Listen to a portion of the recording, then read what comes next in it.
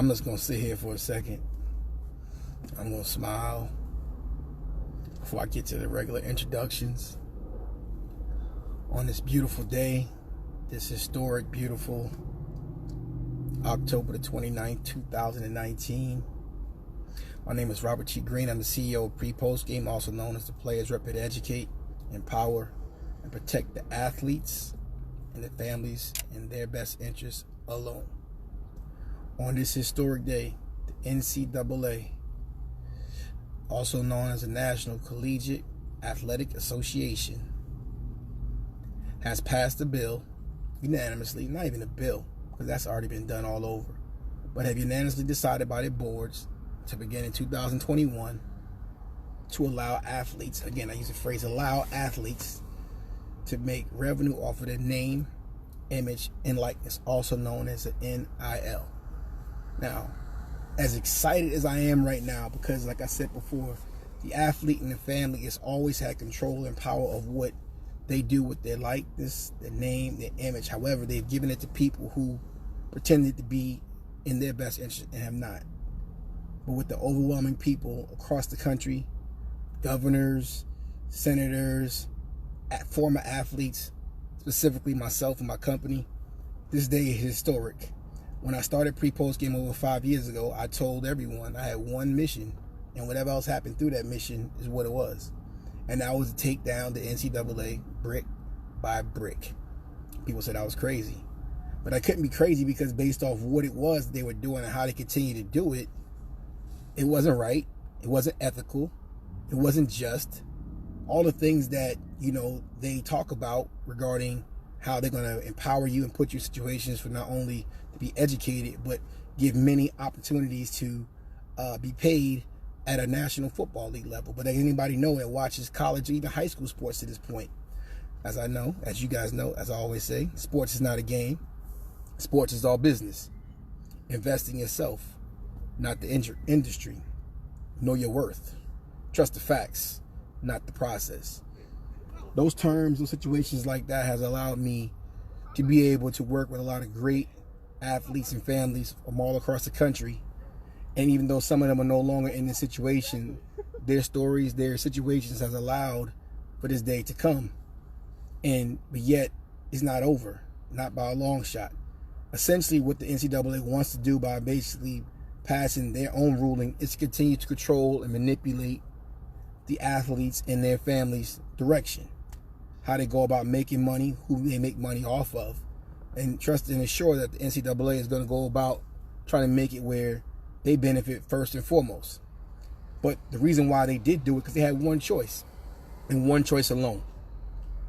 They wanted to remain the middleman.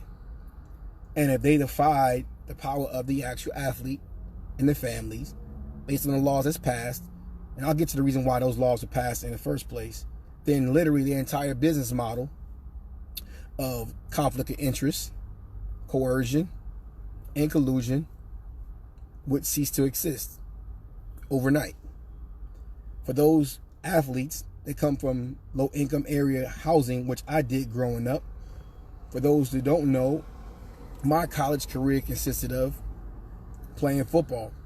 My college football career consisted of being up, prepared to go what I got to do at 6:30 in the morning to go to class and go throughout the day. But what you don't know is that when I was playing collegiate football, I was either sleeping in a car, on a bench, outside. What you don't know was I was eating what we used to call quarter waters, drinking quarter waters, 25-cent quarter waters, and eating 8 cookies a day while I put my body and my mind on the line for schools and coaches who were getting paid on Tuesday and did nothing to change my circumstance, all under the umbrella of the NCAA and the NCAA. I was told by a coach in a recruitment process that he was going to be there for me to ensure I got to where I want to be based on the hard work that I put in, based on the commitment to the team, based on the commitment to excellence and doing everything I need to do to provide that type of skill set to get to where I wanted to be. That coach had me believe that. I put that work in, and that coach used that to go and take another job and did not speak to me, say goodbye, phone call, nothing, for approximately 20 years. I wasn't going to say this before, but I'm going to go put that out there now. I'm actually working on my own personal documentary, how the players replicate who he is and what and why this passion that I have regarding understanding how many athletes and families that go through this process with these people who, when the national media puts on TV that they are so well and so good and so great for your son and your daughter's best interest, it's the absolute not. It's the worst. Under the NCAA's direction, guidance, if you will, you have the situation in Michigan State with Larry Nassar when all those females under the USA Olympic body were touched and vandalized. I mean, just taken advantage of. And when they try to speak on it, they got no support from anybody from the NCAA or that university. The kids at Ohio State, the wrestlers that went through those things. And again, obviously, one of the most egregious things you know about is the Jerry Sandusky era at Penn State University. And that's just to name a few. Under the NCAA watch, back when in 2000, I believe 16, when the Missouri football Tigers put the NCAA on notice when a young man who was being picked on from a racial situation where there was feces on a wall, and this president of the school did not do anything to support this actual kid, so much so that this kid decided to starve himself. When the football team decided that they're not going to play on Saturday unless that man who was there, that president of that school who was there for 30 years, if he didn't resign by Friday afternoon, they would not take the field. By that Friday afternoon, that man had resigned simply because of the millions of dollars that a school full of African-American low-income athletes was going to cost the state of Missouri and of St. Louis, city of St. Louis in Missouri, on what they were going to do. At all costs, the NCAA was not going to let that happen because at the end of the day, they thought the athlete and the family would never advocate for their own rights or their best interests based off the structure they have in place. Utilizing coaches, utilizing fan bases, utilizing alumni, utilizing television, utilizing everything under the sun to make any kid that wants to grow up to be a successful professional athlete, tell them they all can be that. When we know only 1% actually ever make it, and a little less than that. However, their business model takes 100% of the actual athletes and the actual families to achieve those goals. So those hundreds of millions and billions of dollars and trillions of dollars that's been generated through this entity, this business entity that receives 501c3 recognition. So when people don't know what 501c3 means, that's a foundational type of thing where they don't pay any taxes. And when I talk about scholarship, people think a scholarship is something they're giving you something. If you are a low-income family, reality is 95% of the schools in this country that are public schools, you can go with financial aid. So when we talk about, again, giving you something, your name, image, and your likeness, that already belongs to you. The NCAA wants you to believe that they're going to give it to you because you signed documentation giving it to them, giving them the intellectual property rights, also known as IP, for long-term status. The fact of the matter is so many different things that go along with this actual next piece where they want to try to continue to, again, put you in a box where you can't get out because there's so much money involved with the TV advertising, the announcers, the coaches, everybody that goes along with what's going on, the film crew. But yet they never had enough money to pay these players. And we were led to believe that. And when a player or a family wanted to say something, they were exiled, they were vilified, they were made to feel like they weren't worthy of anything. And when so many athletes who go through this process believe that without this sport they're nothing, to use their economic situation to tell a kid that you can't afford to send him home to see his parents on the holidays, but you can afford to send him somewhere to another state or another country without the permission of that parent, without even asking, for you to sit there and say that, you know what, during the holiday time you need to take the time off to commit to play another game for me so this commissioner of this actual conference can make $10 to $20 million in a bonus. For so long, again, we talk about the educational piece where with these actual degrees are basically providing these young athletes in the future. You know, this is a world where you have technology and computer-based things and things in that situation. These kids are leaving these colleges and these schools from these coaches under their programs with broken bodies, broken minds, through Twitter and other things like that. When you talk about how everybody wants to believe that they could be an analyst based on something they never could do or never thought of, but because Twitter gives them a voice They can want to start critique certain things based off stats that they do not understand, that can be manipulated. Just the facts, not the process. I apologize if it seems like I'm preaching today, but if anybody that knows me knows I put work into this. The NCAA knows my name, but they won't say my name. I'm sorry, I didn't mean to do a Beyonce reference because that's not what I meant to do, but they won't. Because we know where all the bodies are. When I say bodies, I'm talking about everything that these coaches have done, everything that these institutions have done through insurance policies, through medical records, through game planning, through not allowing these athletes to really have an opportunity to play at the level they want to because you want to keep them there through your 5-year plan. So the alumni can come out and you can continue to sell tickets and make money off of them. There's so many different things right now that I want to go into, but I'll try to make it short and around to the point where we're going to talk about how important this day is, not necessarily because of the NCAA saying what they said, because the fact of the matter is that at the end of the day, as the players, you're meant to educate and empower and protect your best interests. And we know exactly what that is, based off experience, based off calculations, based off your own words to us. So as they continue to put these new rules in place, if they do not have families at the level that went through this already, helping to implement what they need to understand who is really the team of the actual athlete, please do not tell me what the NCAA is planning on doing when you got 35 to 50-year-old men having conversations with 18 to 19-year-old students and think that actual athlete is going to actually know what's in their best interest. But the NCAA, once again, is going to stand up for what's best for them. No, they're going to give you as little as much as you possibly can. Have you sign something to lock you in and say you signed it. Just like they do with the national letter of intent. Just like they do when you basically turn over your intellectual property. It's like you do when you actually sign up to play a certain game, a certain position, and all of a sudden they change your position. It's like when they shoot you up with cortisone or send you Oxycontin. It's like when you basically have a major injury and they call it a sprain and they basically coerce you to basically get surgery the next day without proper advisement. Paying the players right now means that those things that has happened for over a century is now going to come to the forefront. And just like anything else in society, in corporate America, there's the haves and the have-nots. And just like the model of most of these leagues, why they want to pay the name, image, and likeness, because they want to control those that's going to generate most of the revenue. And so, but like I said before, I'll give you a simple example. Yes, Zion might have been the head person that you marketed. It might have been the main person that drew everybody to the seats. But without Cam Reddish and without RJ Barrett, Duke would have ceased to have a great team last year. And at the end of the day, for those Cam Reddishes and those RJ Barretts, if that team decides they only want to compensate the Zion, then you should not play. You don't have to play. You matter too. You should be getting paid just like they get paid. Just the facts, not the process.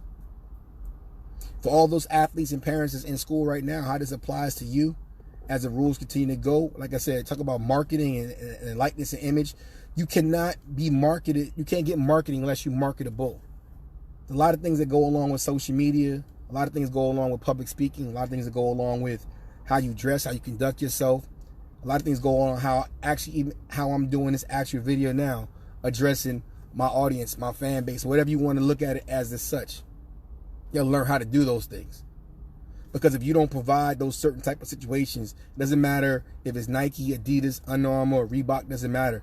They're not going to provide or pay for you. Just the facts, not the process. Sports is not a game. Sports is all business. But on October the 29th, 2019, for an institution who just literally, just a couple months ago, said they're not going to pay the players, they don't need to pay the players, for every person that you playing for during the rest of this season, these coaches that kept their mouths shut and silent and never advocated one time in order for you, the one that goes home and has 3 brothers and sisters living in the same bedroom, for you, for the parent that hasn't seen you in 2.5 years because you can't get back home and they can't afford to come see you. But yet, you're supposed to trust the process. And that process involves you not seeing your family That process involves you not getting the playing time that you came there before during your recruiting. That process defers on you being called out your name, because that's supposed to build character, make you strong, make you tough, prepare you for life. If there ain't a bunch of you know what, I don't know what is. So, at the end of the day, like I said before, anybody that knows me and know what I've been saying this knows that I told you guys this is going to happen. You didn't believe me. Because one of the reasons why I knew it was going to happen is because of one thing. It's about the athlete and the families. Trust the facts, not the process. My name is Robert T. Green. I'm the CEO of Pre-Post Game, also known as a Players Rep, here to educate, empower, protect the athletes and the family's best interests alone. If you have an athlete or you want to be an athlete, you're heading towards college, to the pros, this information, our services, I believe is very, very important to you. So check us out at prepostgame.com. That's PRE-POSTGAME.com. You can follow me specifically at the Players Rep 1 on Twitter, the Players Rep 1 on Instagram, the Players Rep. One more thing while I want to add before I go, of why the actual government essentially is supporting athletes getting paid. This is one important topic that goes into this whole equation. It's called taxes, people. The fact of the matter is, it's a lot cheaper for the shoe companies and advertisement companies to pay a player or two directly. But when the government understands that there's so much money being made off of these actual athletes through gambling, through betting, through the worldwide leader, ESPN, all these networks, you got Friday Night Lights, you got high school games featured all over ESPN every day of the week. That's billions of dollars per year. Youth sports is a $15 billion a year industry, period. If the NCAA is raking all that money through a 501c designation and handsomely paying their coaches in their conferences, and you got schools like Clemson University who's spending $55 million to create a nap room, a volleyball room, a ping pong table room, a video game room, but yet you want to tell everybody you there for family and education. In 2019, we still all shucks, Dabo, all shucks. Nah, the government's looking like this. If an athlete can make money at 15, 16, 17 years old, he's going to be making millions of dollars up to the fact he's 30 years old, well, hey, we want our part. We want our taxes in that. You can make your money. We want our taxes in that. If that same athlete generate that revenue for that school and it goes through that school, United States government, Uncle Sam sees zilch. Not to mention, they are still providing subsidies, which is, again, financial aid, to these universities for the low-income families. So when you have a school that has a brand or has a sponsorship through, say, Jordan or Nike, and they give you all these uniforms and sneakers and gear, that's a write-off for those actual programs. I mean, for that actual company. They get free advertising and marketing off the back of the actual athlete. For the next athlete that's actually walking around in high school, say, I want mommy, daddy, I want to be like that athlete right there. Then they're going to take you over to Dick's Sporting Goods or Models or wherever they have out there in sports, and you're going to buy it full price. Just because that kid wants to be like you, not understanding what's going into this actual situation in business. I thank you guys for supporting me, supporting this actual page. Again, if anything on this page makes sense to you, if you got athletes, like I said again, that are in this situation, you need to know, understand more, you need service, share, like and share this page with them. I'm not going to cry, but like I said again, for me, and from what we, as my company, the agency, for the people that I supported in all of this, this is what it was about. This is what it's about. But it's not stopping here. You must know your worth. When you letting somebody tell you what they can do with your name, image, and likeness, just because they say so, no, I don't work that way. Like I said, just the facts, not the process. My body, my mind, know my worth, give me my just due, and everything will be all right. Robert T. Green, you guys be well. God bless. Have a good one.